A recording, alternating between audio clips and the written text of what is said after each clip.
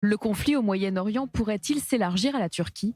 Le président turc n'a en tout cas pas mâché ses mots lors d'une intervention publique au Parlement cet après-midi.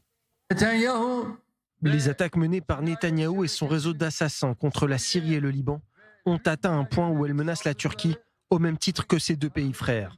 Je le dis très clairement, nul ne doit se lancer dans une aventure périlleuse. Nul ne doit se laisser entraîner dans les massacres perpétrés par le réseau sioniste.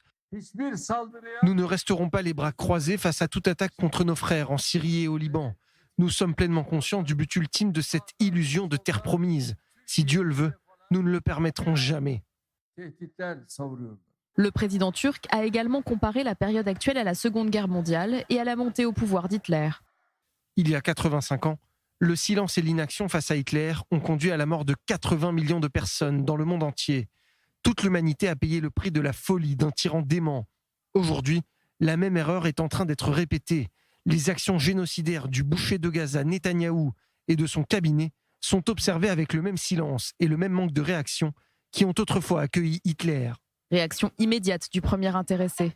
Le dictateur antisémite Erdogan, qui commet un génocide contre les Kurdes, soutient l'organisation terroriste du Hamas, opprime son propre peuple et emprisonne ses rivaux politiques.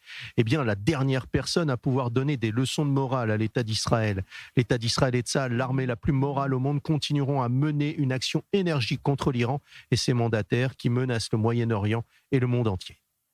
Ces déclarations interviennent alors que Tsahal poursuit ses frappes sur les infrastructures terroristes du Hezbollah dans le sud du Liban.